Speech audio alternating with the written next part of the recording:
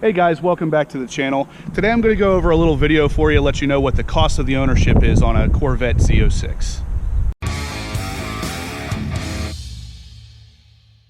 Okay, so the cost of the ownership on any car, in my opinion, falls into basically three separate categories. One, the biggest one for a V8 is going to be gas.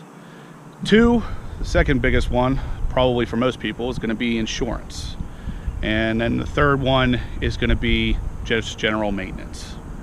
So right off the bat, for me, gas in this car, I live in Pennsylvania, and currently the gas is somewhere around $3.17 a gallon for 87.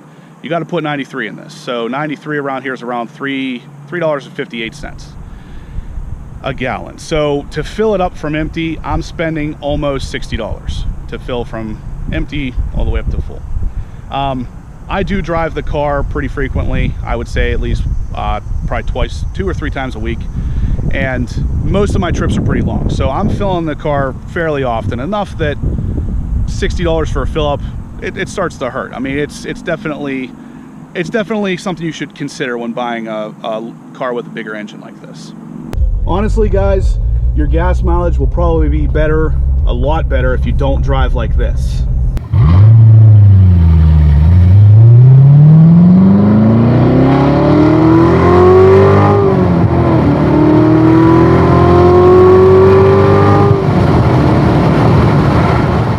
Is going to be the insurance. Again, for me, I have a pretty good insurance plan, I think. I have three cars. I have the Corvette, well, I have two, my wife has one. So I have the Corvette Z06 is mine, the Chevy Colorado is mine, and then she has a 2014 Lincoln MKX. And we're on insurance with Erie, and all three of those cars insured, we pay the premiums every 3 months. So every 3 months for all three cars is $430. That's full coverage on all of them. And ultimately that breaks down to about $150, a little less than $150 every month. So for three cars fully insured, $150 a month, especially since one of them is a 650 horsepower Corvette, is not too bad. So $150 divided by 3 is about $50 a car per month. Again, not bad. For me, I think that that's a pretty fantastic rate for a Corvette, $50 a month for full coverage. I am 33 years old. If you're younger, it might be worse. If you're older, it might be better. So ultimately, for me, insurance is not really something I think about a lot when I purchase a car, because typically my rate's pretty good. Okay, so number 3 is going to be general maintenance. This, like I said, this is a Corvette Z06 with a Z07 package. That by itself, the Z07 package, if you track the car or for any reason need to replace the brakes, general maintenance is going to get pretty expensive for you. The carbon ceramic rotors by themselves from GM are somewhere around $2,000 each. I've seen them as cheap as around $1,100 each on Amazon. But even at $1,100, that's still very expensive for one single rotor. So general maintenance for the brakes, it's definitely up there. That's something to consider if you're looking to buy one used or something. Just check those out, make sure those are good before buying the car, because that's going to definitely set you back a pretty penny.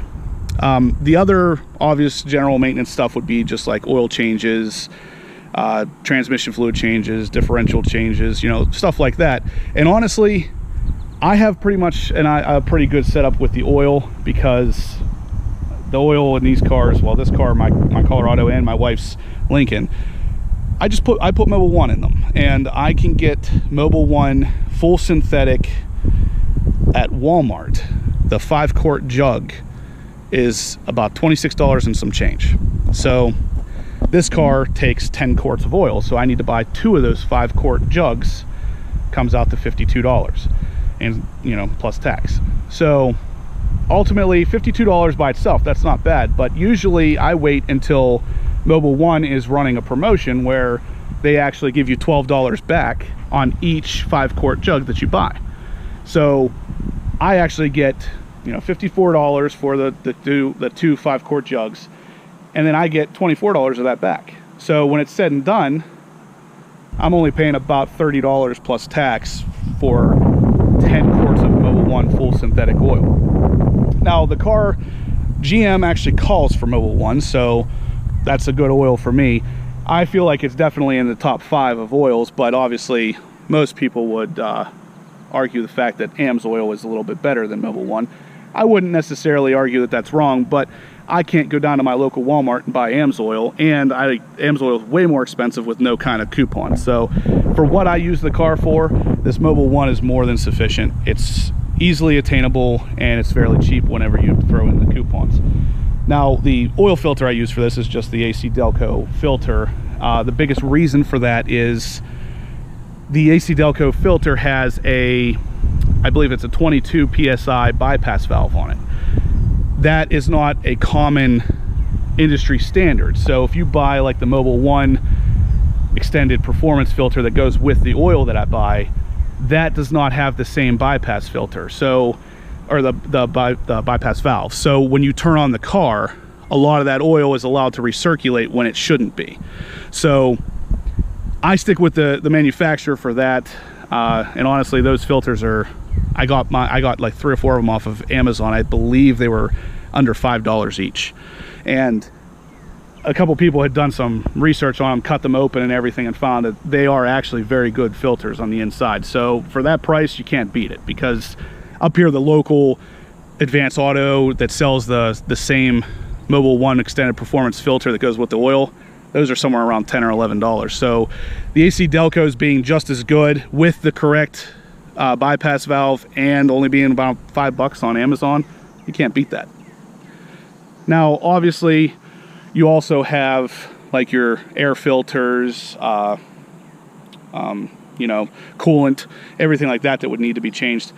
That's something that's going to come a lot further down the line. So as of right now, I have a BMS air filter in there, and that's like a performance filter from Berger Motorsports that, you know, it's not reusable. So after it's dirty, I'd have to buy another one. That one was $90 versus the stock one's probably cheaper, but the stock one is really, it looks cheaply made, so I wouldn't put the stock one back in there anyway. But that is, nevertheless, that is a maintenance item. Obviously, you know, coolant changes, those don't have to happen for somewhere around 100,000 miles. Odds are good I'll probably never change the coolant in this. I may change the intercooler coolant to just distilled water plus maybe a little bit of water wetter, but for now it's just Dexcool, the same stuff that they have in the actual cooling system is in there as well.